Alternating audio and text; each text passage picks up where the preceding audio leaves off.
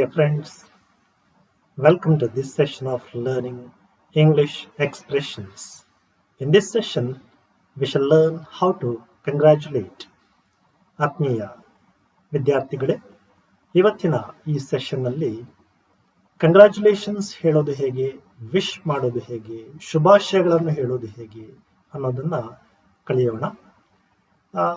As you know, in our day-to-day life, we come across many situations where we need to wish somebody for something. We need to congratulate somebody for something. ನಾನು ಈಗಾಗಲೇ ಹೇಳಿದ ಹಾಗೆ ಸಾಮಾನ್ಯವಾಗಿ ನಾವು use ಮಾಡುವಂಥ ಒಂದು ಶಬ್ದ ಯಾವುದಂತ ಹೇಳಿದ್ರೆ ಕಂಗ್ರ್ಯಾಚುಲೇಷನ್ಸ್. ಸೊ ಕಂಗ್ರ್ಯಾಚುಲೇಷನ್ಸ್ ಅಂತ ನಾವು ಸಾಮಾನ್ಯವಾಗಿ ಎಲ್ಲ ಕಡೆ ಹೇಳ್ತೇವೆ. ಇದೇ ಶಬ್ದಕ್ಕೆ ಇನ್ನಷ್ಟು ಶಬ್ದಗಳನ್ನು ಸೇರಿಸಿ ನಾವು ಹೇಗೆ ಶುಭಾಶಯಗಳನ್ನು ಹೇಳ್ಬೋದು ಅಥವಾ ವಿಶ್ ಮಾಡಬಹುದು ಅನ್ನೋದನ್ನು ನೋಡೋಣ. ಕೇವಲ ಕಂಗ್ರ್ಯಾಚುಲೇಷನ್ಸ್ ಹೇಳೋ ಬದಲಿಗೆ ನೀವು ಹಾರ್ಟ್ ಫೆಲ್ಟ್ ಕಂಗ್ರ್ಯಾಚುಲೇಷನ್ಸ್ ಅಂತ ಹೇಳ್ಬೋದು. ಹಾರ್ಟ್ ಫೆಲ್ಟ್ ತುಂಬ ಹೃದಯಪೂರ್ವಕವಾದಂಥ ಶುಭಾಶಯಗಳು ಅಂತ ಹೇಳೋದು, ತುಂಬ ಭಾವನಾತ್ಮಕವಾಗಿ ನೀವು ಎಕ್ಸ್ಪ್ರೆಸ್ ಮಾಡುವಂಥ ಒಂದು ವಿಧಾನ. ಅಥವಾ ವಾರ್ಮೆಸ್ಟ್ ಕಂಗ್ರ್ಯಾಚುಲೇಷನ್ಸ್ ಅಂತ ಕೂಡ ಹೇಳ್ಬೋದು. If you want to now use another expression, you can say many congratulations.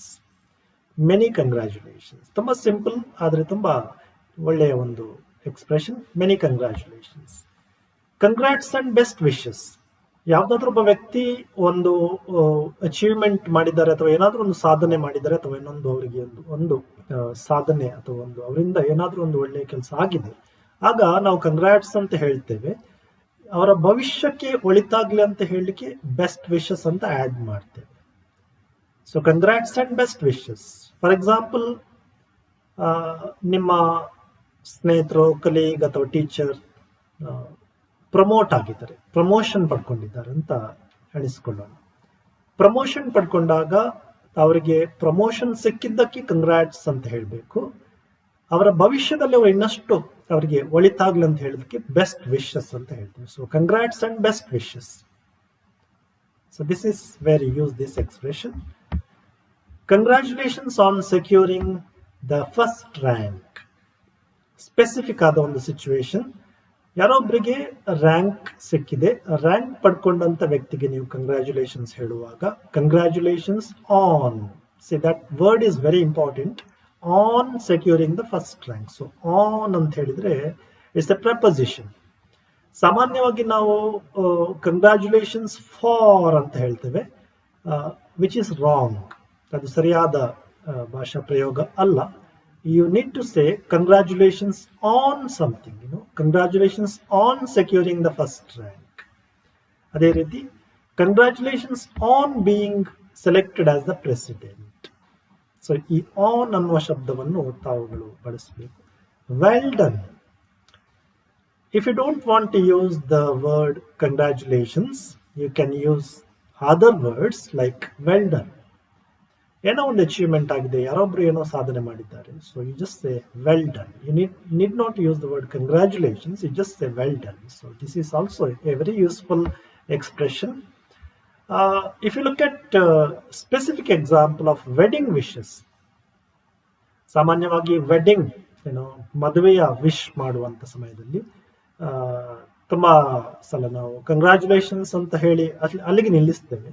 But you can also use other expressions like heartfelt congratulations, congratulations, wish you both a happy married life, ಅಥವಾ best wishes for happy married life, ವೈವಾಹಿಕ ಬದುಕಿಗೆ ಒಳಿತಾಗ್ಲಿ ಅಂತ ಹೇಳೋದು. Many congratulations and best wishes. So ನೀವು ಬೇರೆ ಬೇರೆ ರೀತಿಯಲ್ಲಿ ಶಬ್ದಗಳನ್ನು ಪ್ರಯೋಗ ಮಾಡಬಹುದು. Many congratulations and best wishes. Congratulations on your wedding anniversary. ಇದು ಸ್ಪೆಸಿಫಿಕಲಿ ಆನಿವರ್ಸರೀಸ್ ದಿನ ಹೇಳುವಂತ ವಿಶ್. ಮದುವೆಯ ದಿವಸ ಅಲ್ಲ, ಆನಿವರ್ಸರಿ ದಿವಸ. If you want to wish somebody on his or her anniversary, you need to say congratulations on your wedding anniversary ಅಂತ ಹೇಳಿ ಇನ್ನಷ್ಟು ಶಬ್ದಗಳನ್ನು ಅದಕ್ಕೆ ಸೇರಿಸಿ ಇನ್ನಷ್ಟು ಮಾತುಗಳನ್ನು ಹೇಳಲಿಕ್ಕೆ ಸಾಧ್ಯ ಇದೆ. If you look at birthday wishes, ಜನ್ಮದಿನದ ಶುಭಾಶಯಗಳನ್ನು ನಾವು ತುಂಬಾ ಹೇಳ್ತಾ ಇರ್ತೇವೆ. When you wish someone on his birthday, you say happy birthday, which is known to everybody. You can also say wish you a wonderful birthday. Say wish you a wonderful birthday ಅಂತ ಹೇಳ್ಬೋದು. Happy birthday, wonderful birthday is okay, but birthday ವಿಶಸ್ಗೆ ಸಾಮಾನ್ಯವಾಗಿ use ಮಾಡುವಂಥ ಒಂದು expression ಯಾವುದು ಕೇಳಿದ್ರೆ many happy returns of the day. Many happy returns of the day ಅಂತ ಹೇಳ್ತೇವೆ.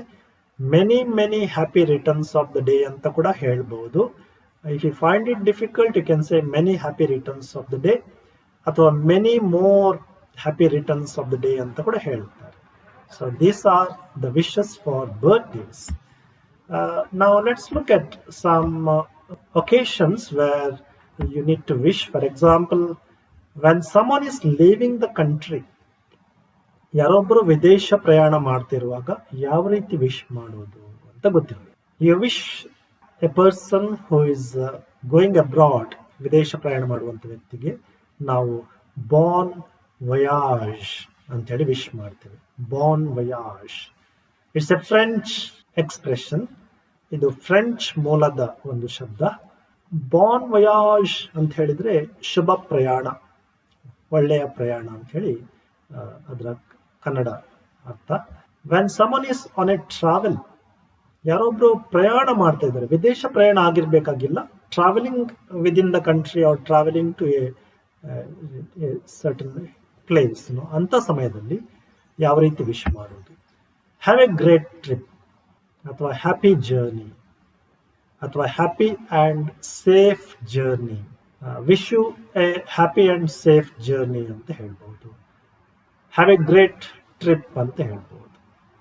ಬರ್ತ್ ಆಫ್ ಎ ಬೇಬಿ, ಒಂದು ಮಗುವಿನ ಜನನದ ಸಮಯದಲ್ಲಿ ನೀವು ಹೋಗಿ ತಾಯಿ ಮತ್ತೆ ಮಗುವಿಗೆ ವಿಶ್ ಮಾಡ್ತೀರಿ.